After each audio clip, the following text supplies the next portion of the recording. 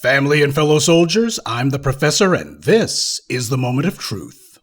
There's not many surefire winning political strategies, but one political stance that many politicians love to run to is to be the candidate who's running against black people.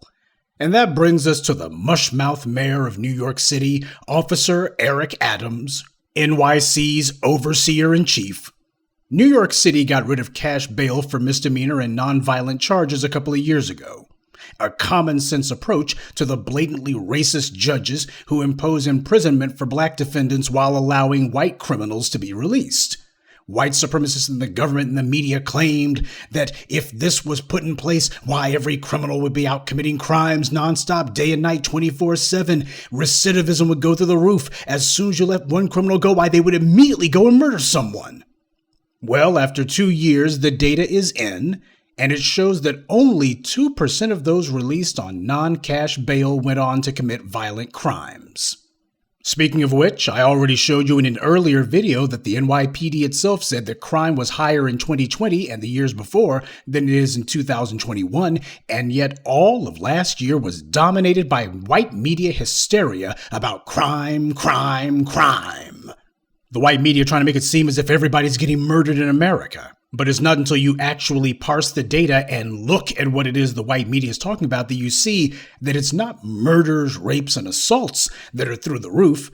It's actually the non-violent crimes or non-lethal crimes that are high. And keep in mind, this is cyclical. While certainly not pleasant, there is a fact that every 15 to 20 years or so, you do get a crime spike. It happens every 15 to 20 years. But in this case, you got the white media trying to manufacture hysteria about violent crime when the truth is it's just crime in general that's up. But the white media leaves that part out because they want to conflate the two and make you think it's the exact same thing. This is a message that the white media wants out there. Black people have forced changes onto the system, and now the white supremacists are attempting to reverse those changes. But first, they have to lay a foundation of lies. They have to manufacture a climate of irrational fear, make sure that people are scared, and most importantly, make sure that black people are the face of crime so everybody knows what the target is. Everybody knows who they're ganging up on. And the bootlicking scumbag Eric Adams, who is clearly trying to make it obvious to the white power brokers and money men and influence peddlers in New York that they need to back him for higher office. He's campaigning hard as hell for whatever job it is that he's hoping to get next, be it governor or senator or what have you. This is what he's trying to do. He's trying to make his bones on that one, and he intends to make his bones by attempting to demonize black people as much as possible. He wants to make it clear, hey guys, I am on the team. You need to give me money, lots of money, because I'm going to be hard on them niggas. This moron hasn't even been in office for 2 whole months yet, and he's already making some unholy crusade out of trying to find any incident where there is a black suspect in a violent crime that he can glom onto and try to use that as a platform to pressure the lawmakers in Albany to do what he says, in this case, reinstate cash bail. But he only does that if he can connect it to a black person. There is no crime involving a white suspect that he's out there on his white horse for, saying, we need to change some laws. Now, this is why we need to change some laws. We need to consider the dangerousness of a suspect. He doesn't do that, not if it's a white person. So this is how you know that this is AstroTurf. Same as the ridiculous parade that took place in New York a couple of weeks ago. You had that cop who was killed, and you had another one who was wounded, and the suspect in these shootings was black. The white supremacists in the NYPD, like Patrick Lynch, America's most corrupt, crooked cop, they knew that they could not get out there and push the line of, and this is why you got to make sure that you bring back qualified immunity in New York, and you got to make sure that black folks are locked up. And you don't question us when we kill black people. Why? Anything we do is right. They know that they can't do that. It won't work, won't sell. The climate is all against them. Social climate is against that. So what they're doing instead is they got their meat puppet, Officer Eric Adams, to get out there and sell the soap instead. What you saw in New York a couple of weeks ago, that was nothing more than political theater. The police are selectively outraged. You had a whole lot of cops who apparently were able to tear themselves away from the Dunkin' Donuts counter, and they waddled their way to New York City. And here they are. We are going to take part in this parade because we want to show our solidarity and we want to show that police, you should know what a dangerous job we do. There is no job in America more dangerous than being black. And it is precisely because of the police that being black is so dangerous. But have you ever seen Eric Adams or any of these other white mayors or black mayors for that matter? Have you ever seen them attending the funerals of any of the people who their police have murdered? You see Eric Adams showing up for the funeral of some person who the cops have killed and say, I want to show solidarity with the family? No. It doesn't matter if half the city turns out for the murder of a black person. The mayor makes sure that he never does. Doesn't matter if it's Eric Adams or de Blasio or certainly not Bloomberg or any of the garbage before him. None of these guys show up because they want to make it very clear. We're not about to show solidarity with you over the thugs in blue. We're not doing that. But this is the hysteria train that you've got a lot of individuals who are trying to push, but apparently it ain't got as much steam as they thought.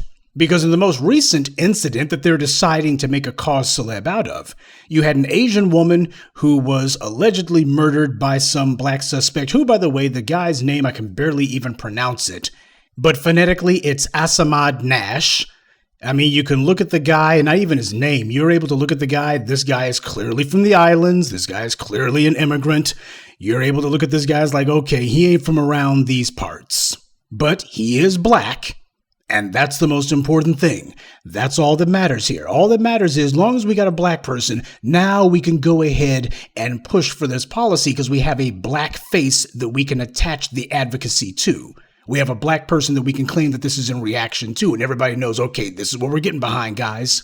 Officer Eric Adams was able to tear his lips away from Patrick Lynch's hairy, pale, crusty rump just long enough for him to make his way to Albany and say, yeah, we need to have cash bail tweaked. I'm just saying tweak it. I ain't saying get rid of it. We need to have it tweaked. What does tweaked mean? We need to get rid of it. That's what we need to make sure that if a black person is accused of a crime, they ain't getting out of jail until they have been found not guilty by a jury of white folks from Staten Island. I mean, I'm a jury of their peers. That's what he's doing. He was down in Albany, but apparently they gave his asinine little stunt, his little political theater, thumbs down. Obviously, Officer Eric Adams is trying to shore up his support with as many non-black voters and non-black constituencies as he can. He's making it clear to everyone that he intends for his road to higher office to be paved with as many black people behind bars as he possibly can. He's at war, not with crime, but with black people. Because at no point does he say, you know what, there's a lot of judges who have been using their position in order to selectively incarcerate and selectively punish black people. So obviously the problem here isn't crime. We need laws so we can punish those judges, laws that make it where we can very easily have them removed from the bench and have charges put against them. He's not calling for laws like that. He's not doing any of that kind of advocacy. He's not making it clear that every single 6 months to a year, every judge is going to have their entire docket reviewed so we can see whether or not they have been carrying out cases and giving rulings in a racially biased manner. We can compare how the black defendants are treated in their court to how white defendants are treated. We can see whether or not there's bias. He's not doing that. Nobody's putting a standard in place where you're actually holding judges accountable. So before you go talking about tweaking anything, you need to make sure you deal with the problem first. But that's the thing. As far as Eric Adams and the white supremacists back of him are concerned, the deliberate selective racism by judges against black people, that's not the problem. That's the solution. And they want to make sure that it remains in place. Eric Adams reportedly got rebuffed by New York State legislature, though even the people who were reportedly opposed to reinstating the old cash bail policies, they said that there were discussions that needed to happen and they needed all the facts. That scumbag needed to be turned down flat, no ifs, ands, or buts. Now, Eric Adams is being supported by the usual suspects among New York's white supremacists. That means the rabid racist trash in Staten Island. So Officer Adams is clearly trying to appeal to garbage like Michael Bloomberg, rich bigots who will give money to whomever is willing to attack the black community. That's the audience that he's performing for. That's the audience whose attention he wants.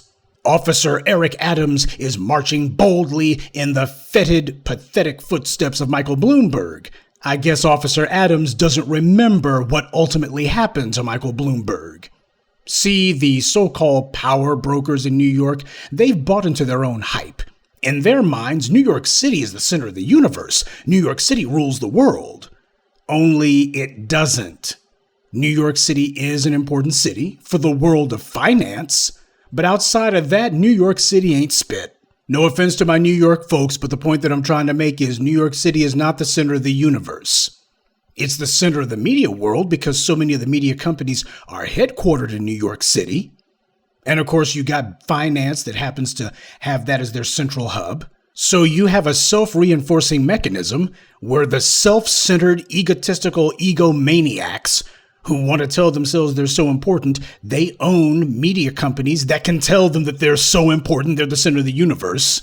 And since this is what a lot of people see, it becomes a self-reinforcing mechanism. People see that, they say it, the guys who hear it go, that's right, you're affirming what we believe. People buy into a fiction. Sure, the white media has the resources necessary to make that fiction sexy or interesting or even appear to have some thin veneer of sophistication to it. But it's still a myth. It ain't real. New York City is not a tech hub. It's not a manufacturing hub. It's the epitome of the service sector, particularly the financial services. That means it doesn't produce anything. And the men who get treated like royalty in New York City, especially we're talking about principally Manhattan, they can't even get the time of day once they step outside of Manhattan, which is why so few of them ever leave their high-rise condos or high-rise corporate offices. Let's just tell it like it is. The game that trash like Bloomberg and now Officer Eric Adams want to play, that game only works inside of their little bubble. It's like Kamala Harris.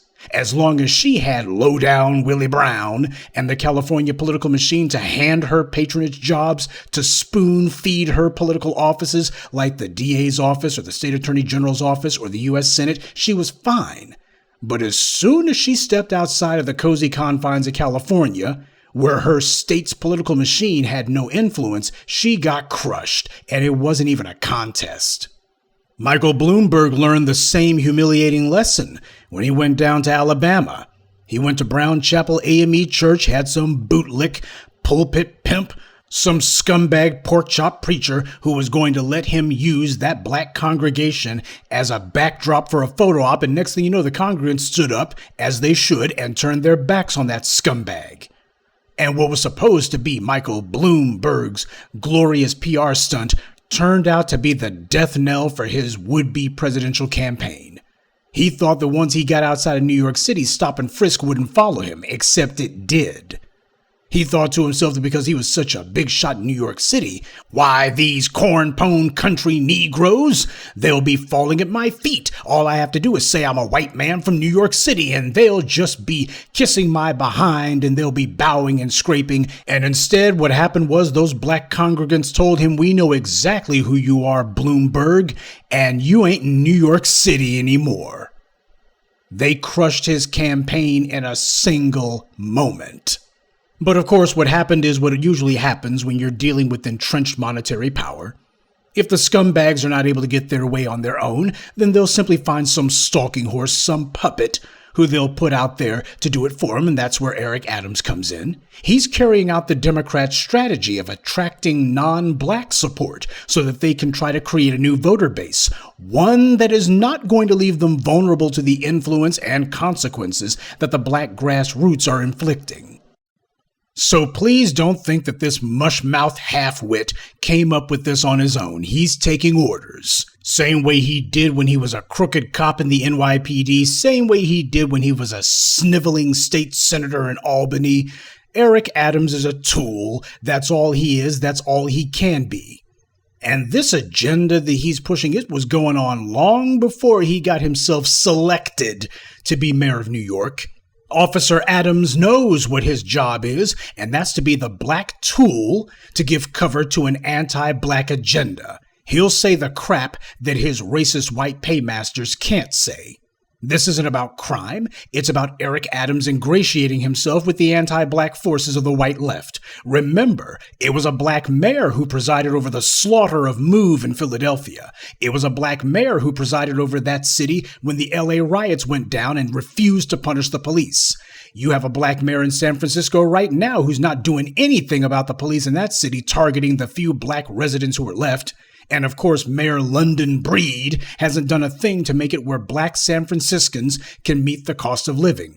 Her job is to be the black face, presiding over and expediting the removal of black people from that city. And that's exactly what she's done. So black mayors who want to stay on the good side of their white paymasters, they understand that they better let the police kill black people with impunity and that they better make targeting black people their top priority. This is a form of confusing the internal politics of a particular group, because it's one thing when you have a particular outside group who is hostile toward you, but when they co-opt one of your own, well, now that's supposed to make it where you think if we can just prevail upon this person, we can just convince them, and you will waste a lot of time and a lot of energy and effort trying to get some tool of white supremacy to work against their true masters. And in many cases, what will happen is you'll have a lot of folks who just give up on resistance altogether. As far as they're concerned, they buy into the lie that, oh my God, we are hopelessly dysfunctional. Oh my God, we are hopelessly corrupt. No, what's happened is you have a dominant group in a society who has put their largely superior resources up against your minuscule resources, and they're able to flood the zone with a bunch of tools and flunkies and lackeys and bootlicks. That's what's happened here. Sure, we have an infestation of traitors and turncoats and scumbags, but guess what? There's more of us than there are of them. What's lacking here is will and focus.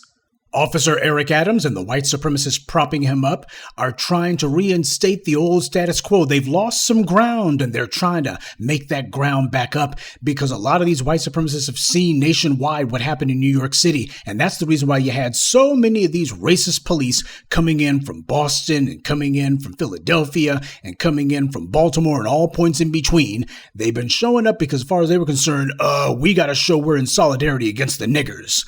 That's what it actually is. We got to make sure that the NYPD understands they better hold the line on this one. Black people have already forced them back, and that was supposed to be impossible, and yet black people did it easily when they focused, so we got to show these niggers are up against a united white supremacist front. Right now, the bad guys are shook and scared. Their money failed to keep some of these changes from happening, and with all the massive hundreds of millions that they've put behind the thugs in blue and paid political whores like Officer Eric Adams, as far as they were concerned, they thought they had a bulletproof shield of white supremacist policy. But that shield got pierced, and they've already seen more stress fractures forming, and they're trying to stop this now. They don't want any more bricks taken away from that wall. Well, as I've told you, sooner or later, people are going to have to start focusing on these judges.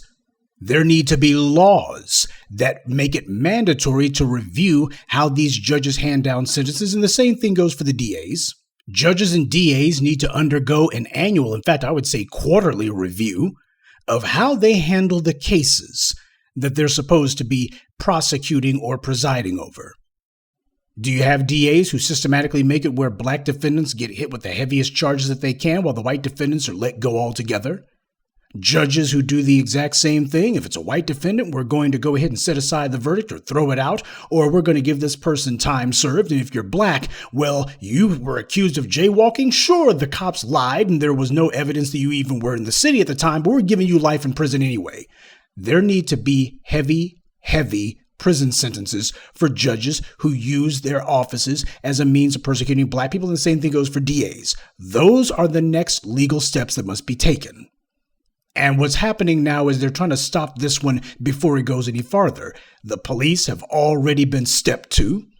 The police have already been shown qualified immunity is not going to be some distraction for the people. We can have you bastards locked up with or without qualified immunity in place. Now it's time to turn our attention to the other two operatives in the judicial lynching of black people, the DAs and the judges, particularly those judges. Because once the judges have been put on notice, those animals are going to be looking and going, whoa, this DA who's bringing this case in here, I can already tell he's thinking to himself that we're going to be locking up another black person with no real basis for it. I'm going to stop this because I don't want to get in trouble. It's like that old legal saying that Robert Cooley quoted. It's more important to know the judge than it is to know the law. You start putting the fear of the people into these judges.